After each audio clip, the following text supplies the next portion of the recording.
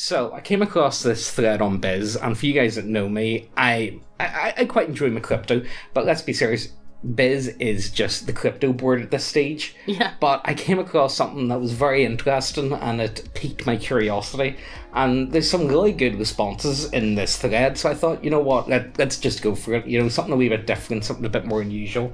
So, without further ado, let's jump into this, will we? Unorthodox ways of making money. I'm wanting to hear about some oddball ways you've made money. I love reading about shrimp farming, couch flipping, you-horning? You-horning? Oh, we gotta Google this. Hold on, 1 second, guys. Oh, is it to do with sheep? Okay, so it's got actually nothing to do with sheep. It's because the guy didn't put in that wee dash. It's So e-horing. Alright, so OnlyFans and Is it whatnot. to do with sheep? Wait, why did you think it was anything to do with sheep? Yous. Oh, I think... Oh, fuck, Megan. You're 2 seconds into the video, you've already made a dick of yourself. Blanket facing and other stuff normies have no clue about. Showing myself off here, Megan. Yeah. I'll start. I used to go to libraries and find old millinery, hat-making books and scan them. These were pre-1935, so no copyright. Then I'd modify them slightly and put a copyright watermark on each page. Then I sold electronic copies on eBay on a CD for $10 each. I made probably 50k over the course of 3 years doing this. The key was to find old books that are extremely rare. Honestly, that's pretty ingenious. So good. That's really cool. And this is what this thread's about that I think is really cool. I love really unusual... Look, I actually quite enjoy Pawn Stars. I love Pawn Stars. I hate to admit it, guys, but I enjoy Pawn Stars. I like pickers. I like them, you know, them storage, stuff, like cheapskates and like storage hunters. Yeah, I love all that type of reality TV, and I love just this type of like weird way of, wait, is that how you make money? What? So yeah, let's get into this, will we? I used to dumpster dive half-price books. They'd have a dumpster full of DVDs and shit. I once found a rare Drake and Josh VHS that auctioned for over $100 on eBay. Is this like something from a cursed object? The cover, the lost tapes of Drake and Josh. You know, I've always kind of been interested by dumpster diving. I think it's like, you know what I've been really wanting to get into? You know them guys with the magnets with the loop in the ponds? One. Yeah, I've got one, but I've never... Because I watch them videos, the magnet fishing, like for pure relaxation, because I think it's great. I showed James one video and James went on Amazon and bought it. Well, I think it would be a cool day. I think it would be a fun, interesting day. However, especially with Ozzy, whenever he's a wee bit older, I think that'll be fun. Like, okay, let's be serious. The best we're going to get is an old bicycle out of a swamp, but or we had the troubles, we might get a gun. Yeah, there's a chance of that. But you know, the idea of dumpster diving just doesn't appeal to me. The idea of like I don't know. It's not. I've watched a lot of videos. Food waste. No, and not stuff. food waste. I'm on about like out the back of like Bed Bath and Beyond. Oh, right. And so because they take away, you know, like candles that have been slightly chipped. Yeah. I'm gonna take it. Oh yeah. Oh, do you remember that thing with Amazon and they were dumping tons of stuff in a landfill not all that long ago? Yeah. Like stuff. Obviously, I'm not going about like the back of Tesco's. But I've got the problem of will people call me a bin hooker? Ben Hooker. And like, you know, Ben Hooker's a serious insult. Over here, it's a serious insult. I do not want to be called a Ben Hooker and are known for one. Yeah. I used to buy these baby seats back in high school from Craigslist, Facebook, etc. for $15 each. They got recalled years ago because babies kept falling out of them and cracking their skulls. I would go to Walmart with 20 of them at a time and get refunded like $40 each. And didn't even need a receipt or anything because it was a product recall, so they had to take them. That's good. That's very good. And honestly, you know, he's actually doing people a favour. Yeah. By getting them and disposing of them in the correct manner. Is that? Yeah. You know, so overall it's a win-win all round. I like that. There used to be a website like Be Frugal that would give you rewards and gift cards if you ever referred someone. And if they bought something using their coupon service. They'd give you $5 an Amazon gift card. Well, AliExpress was one of those sites, and I would make a new account, refer myself, and buy a 20-cent item off AliExpress, and in turn get $5 Amazon. I would do it for hours a day and get about $300 to $350 off Amazon credit. Then I would go to Facebook groups where sellers would gift you a free Amazon item and give you a full refund for writing a review. So I'd do that and get the 100% off Amazon money via PayPal, and I'd have a bunch of products to sell on eBay. That's 4D chess to me. That's next level. Honestly, but where do you have the time? See, that's the problem. See, with a lot of these ideas, you need to mix it with a bit of ingenious, and you also need to mix in a lot of free time. Yeah. Because a lot of these sorts of things are very time consuming. Yeah. But it is quite... Honestly, it's amazing whenever people pull this type of stuff off. And you would think, especially big companies, would have worked out these sort of loopholes to stop people from abusing the system like this. But, there'll always be people out there crafty enough to crack the code. Exactly. Hackerman 9000. Back in my teens, I worked at this printing business in their warehouse. One of their clients was this lady who went into old homemaking books, no copyright, and would take various pictures from them, put a stupid saying over it, and put it on a magnet. You mean like every middle-aged woman on Facebook or with an Etsy account? She was making a fortune. Think of those 40s ads with some housewife smiling holding a coffee mug. Then with some stupid saying like, if I could inject coffee into my veins, I would. Honestly? Right under the picture. Like, that... But the thing is, boomers are into that. It's so simple. Do you remember that phase back in 2000, I think it was 9, 10, 11, where everything had a fucking stupid mustache on it? I don't know if this was only in the UK or not. Yes. It was ridiculous. Everything had a mustache. I think you could have printed fucking money if you had jumped on that trend early. There's some, really this is what it's all about though. It's jumping on trends and knowing what, you guys know what fucking boomers are into. I know. Or because boomers are the ones who buy shit. Yeah. Or, another big one I think is... You know why I think boomers buy shit, though? Yeah. Because Amazon, they love the fact that it comes to their house. It's personalised as well a lot of the time. Yeah, because Amazon is so new to them, where to us and the younger generation, it's always been... stuff like that's always been about for us. Yeah. But, for the older ones, they're like, oh, I can buy this. Do you want this, Sandra? No problem. What about Richard? What about this? You know what I think one of the best ones is? I'm not even joking. Facebook ads. Mm-hmm. Oh, if you can target that market and you know exactly. You just need to target the live, laugh, love category. Yeah. If you can master that. If you can master live, laugh, love. Jeff Bezos overnight, just saying, yes. Guys. Walmart electronics clearance had some gold sometimes. They will mark things down to below cost to get rid of them. Bought 8 Moto G5 phones for below $20 when they were selling for $100 on Amazon. Listed mine for $80 and sold them all in a couple of days. The Google Home Hub that goes for $130 got a newer model, so Walmart had them for $30 each. It was cheaper than just the speaker models. Not necessarily a sustainable income, but there's opportunity to flip things easily when they go on clearance sales. A friend of mine used to do that. Oh yeah, tell them about...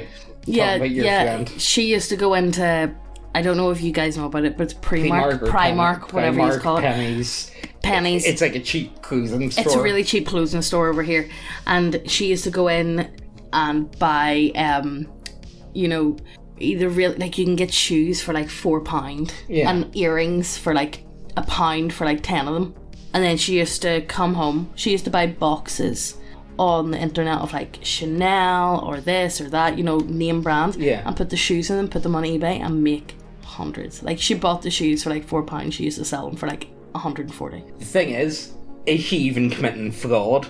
Does she have the name of the brand in the title and whatnot? No, just the box. Just the box, so it's But she has pictures of it open, you can see the label that it says. What is it in Primark? Cedarwood or something. Oh, I can't remember. It's something like that. Yeah. So you can see the shoes. Honestly, but that type of stuff's ingenious. So, and this is what gets me. See, I'm really not one for designer clothes at all. I kind of think it's a bit ridiculous. Yeah. I don't get me wrong. I enjoy certain things. I'm more than willing to put money into. I buy my models. I buy this. I buy that. A lot of people would say that's very silly. Some people like cars. Some people like clothes. So. I like if you know the market, if you know how to corner them, and if you can get people I've never, this is a X, Y, and Z designer, and I've never seen it before, or this must be limited edition, let's get it, because the people that are into these like designer clothes probably aren't even going to Primark or Pennies or whatever it is. She was able to save up enough money to go on a 3-week holiday to Thailand. Not exactly bad living. Psst. Hey, lean in closer. This is fucking ASMR channel now. You know what's pretty fucking based? Titties. Go see titties. Lots of titties. All the titties. Go over to the website, check out all the models. You guys know the score. We have some really nice looking models over there. And we have a lot of... It's sci-fi gothic. Yeah. Let's call them sci-fi gothic. And if models isn't your shit, we have loads of subclasses and we keep adding them every other week or so. We add a lot. We got a lot. Look, we've got big brains. We add shit. But yes, go over to the website, check out everything. If you haven't subscribed, what the fuck you doing? Hit subscribe, hit the notification bell as well, and let's get back to the video. When I was in high school, I used to collect copper scraps. My father worked in a chemical plant of sorts. I'm not going to give all the details, afraid of dogs. And because of moisture, acids and other shit in the air, extension cords, motors, etc., they used regularly burned. He would bring them to me. I would strip the wires and scrap the motors until I had about 20 kg of copper, and then sell all the shit. It wasn't very lucrative, but it was enough for cigarettes. I would also scout my neighbourhood in search of old CRT TVs and microwaves. There's so much copper in that shit, you wouldn't believe. Honestly, that's just what gypsies do these days, though. Basically. Like, stripping out copper has been a thing for ever. I think as long as like if you had an old cooker or fridge sitting out your back and you were ready to take it to the dump, it would be gone. Yeah, the gypsies would come and take it. Yeah, they would just lift it. Honestly, they're doing you a favour though. Yeah, like honestly, have you guys ever actually tried to take like a cooker to the dump? It's a lot more hassle than you'd think. Yeah. There used to be something called Google Screenwise. It was a browser extension that slurped all your browsing data and paid you about $1 per week in a gift card of your choice, though you couldn't redeem until you hit $25. My last year of high school, I set them up on all the library computers and cashed out on about $200 in Amazon gift cards. Fuck. Beast. I bought a 1 terabyte hard drive. Amazing. Beast. Honestly, you know, this reminds me of that guy I saw. We'll need to do it as a video someday. But there was this guy. He has this mining rig, like big, huge mining rig. I mean, like gigantic. Like, you know, this is like 6 foot by like 4 foot. Like, he must have a good 30 GPUs strapped into it, and he has it in a hotel room. What? So he's using up the hotel's electricity. Beast. I think that was amazing, honestly. But it's stuff like that, like, you know. And the thing is, see with this, like, you know, with the data and all, like, is anyone really a victim here? No. No, like, you know, I think that's perfectly reasonable. My dad and I grow herbs, microgreens, sprouts, and tender leafy greens using aeroponics. We sell them to local restaurants here in the Pacific Northwest. Brings in about 100k on an excellent year and 50k in a bad year. 70 to 75k per year on average. We split the profits 70-30. He provides the space, the majority of manual labour, and overall know-how, while I take care of the marketing, sales and relationship building with restaurants, hotels, chefs and other people in dining and hospitality. We blew production and sales out of the water during COVID because everyone has been on a health. The closer your food is to the community, the better kick. In an incredibly therapeutic hobby and side hustle. We've been at it for close to 6 years now. I've been able to successfully fund my retirement by parlaying my cut of the profits into crypto. Honestly, the problem with that one is it depends on where you are. It depends on how your level of hipster that you've got. Yeah. If you live in Portland, you're going to make so much money. But it depends. It is a hard one. Yeah. I feel like if I was to do something like that, I would go for jarred products. I would sell stuff like jam, honey, you know, stuff that would last for ages. Yeah. You know, and you can't really, it's still just as difficult to mass produce, but you guys get what I'm trying to go for. But again, that feels very much like I've worked... Like, I've seen how hard it is. I've watched Clarkson's Farm. That was a good show, though. I really enjoyed Clarkson's Farm. If nobody's watched it, I highly recommend it on Amazon. We're not affiliated with Amazon at all, but it's actually just a great show, Go watch it. There was a guy in one of these types of threads that makes 9,000 Canadian dollars a month from selling erotica novels around 45,000 words each. He said that he only does about 2 to 3 hours of actual writing. I've been trying to find it ever since. Guardbro, get on this shit. Yeah, Guardbro, what are you doing? Why are you fucking about with the Veil Riders when you could be writing fucking Monster Girl erotica? But honestly, Veil Riders is based. Check out the book. Oh yeah, check it out. Actually, we just got our one in, by the way. Did. We got it in yesterday, by the way, guys. So definitely go ahead. It's also up on Amazon. But yeah, honestly, I do buy into this because like people will be like, oh, 9,000, that's ridiculous. You don't know what Coomers are like. And, you know, you look at most artists. Sex sells. Sex does always sell. Has. And it always will. Let's be serious. It's sexual. There's always going... Coomers will never die out. Yeah. And, you know, the thing is, like, you know, I'm pretty positive the more obscure, the more niche, the more money you're probably going to get from this type of erotica. Look at furry artists. All modern artists, like, if you're, like, doing commission work on the internet, the biggest money is to be a furry artist. Yeah. Will we, in the future, have more Coomers or less? Because more people have got more free time. What I'm thinking is, as well, is because more people are spending time on the internet and less time around actual people, and they have free reign of internet porn. Well, how many people became Coomers from the big coof lockdowns? I would say quite a lot. I would say maybe. But what I'm saying is because there's an infinite amount of free porn out there. But, you know, will the free porn suffice? Or exactly, you really need to move to more and more... That's what I'm thinking. So, like, let's say in 50 years, will it just be a sea of Coomers? I don't want to think about that. Megan, that's the most dystopian shit you've ever said. If I be honest with you, that is hyper dystopian. That sounds worse than 1984, if I be honest with you. Let's just keep moving, will we? No. Buy industrial equipment at auctions, fix them up, and rent or sell them. If you know when, you can actually get a lot of stuff for super cheap, and if you have the space to store it for a year or two. Depending on how good you are and where you are, you can easily net 80k doing this. There are tons of ways to make money as long as you're willing to put in the effort and risk.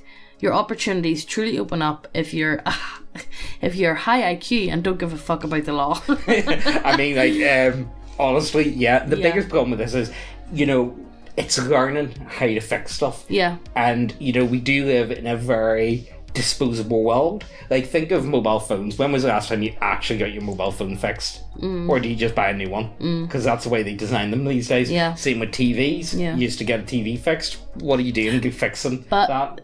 But the good thing nowadays is that because... like, I think like YouTube's available, Google's available. Oh yeah, you can learn to fix stuff yourself. Way easier. You're not reading a forum from 2003 begging. Yes. Oh, have you guys ever been on a car forum from like in the late 90s?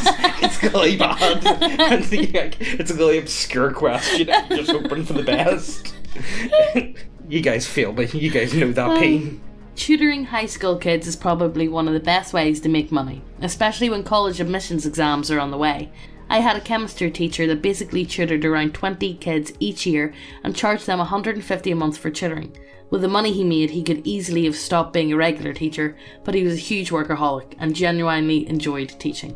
Well, you know, people are like that. Yeah. You know, people that find their passions in life, they're not going to change.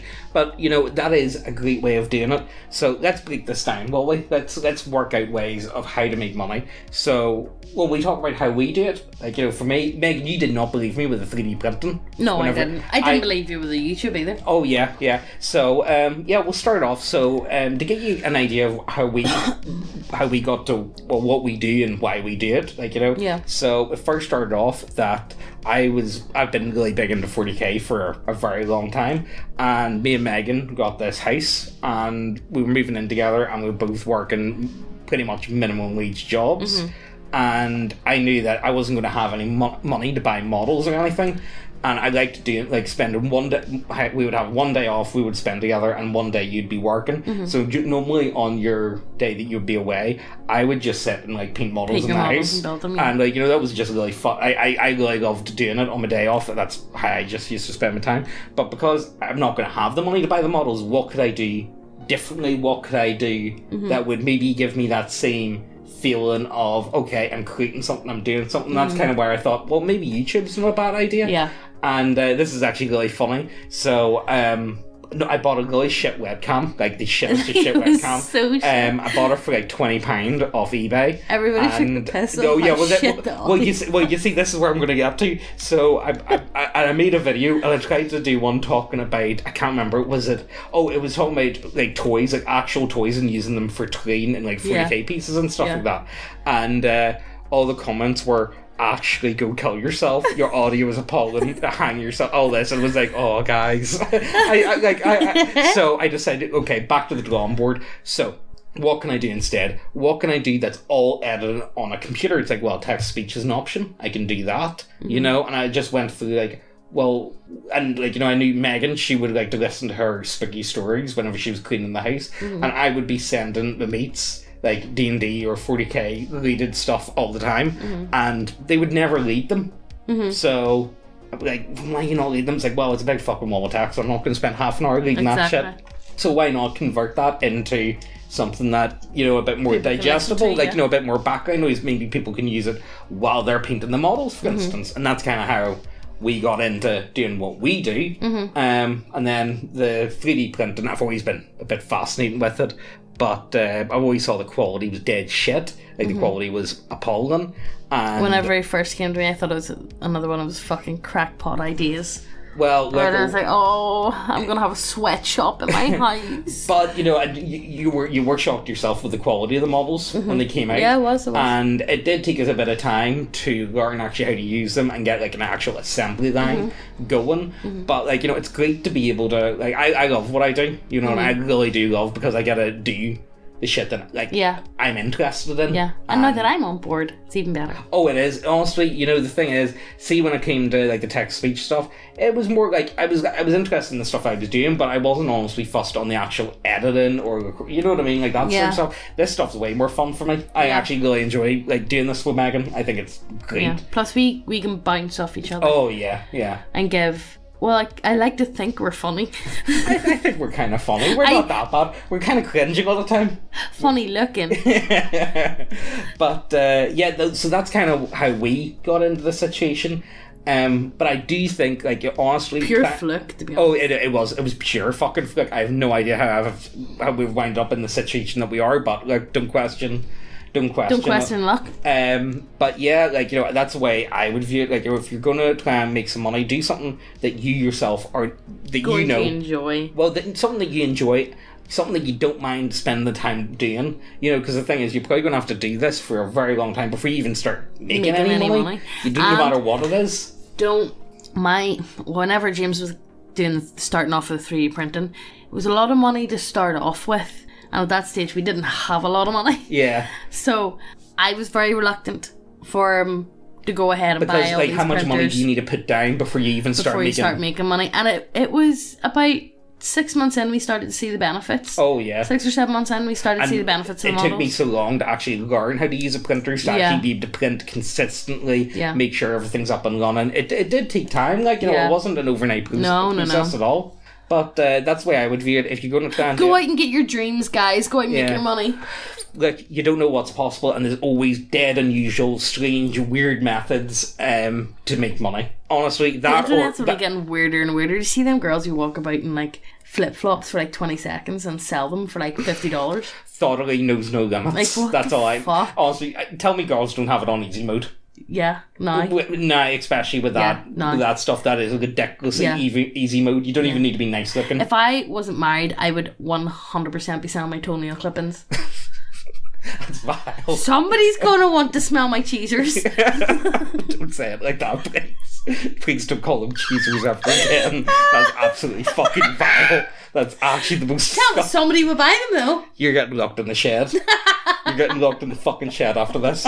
But yeah, back to the... Well, we just wrap it up? Yeah, do what you guys enjoy. Know what it is you're trying to do. Corner a market that you yourself know. And, you know, look, you never know what's possible. And, like, you know, at worst... Like, you know, a lot of time, if you're not putting money down on it, it was just a massive waste of time. Yeah. But if it worked out, what are the upsides if it worked out? Exactly. Or you just blaze biz and buy meme shit coins. Yeah. And somehow become buy, sell. Right, guys, talk to you guys later. Also, let us know if what you thought about this, because this is very different for us. Yeah. But I saw it and I thought it was a good thread, so hey, let us know. Bye!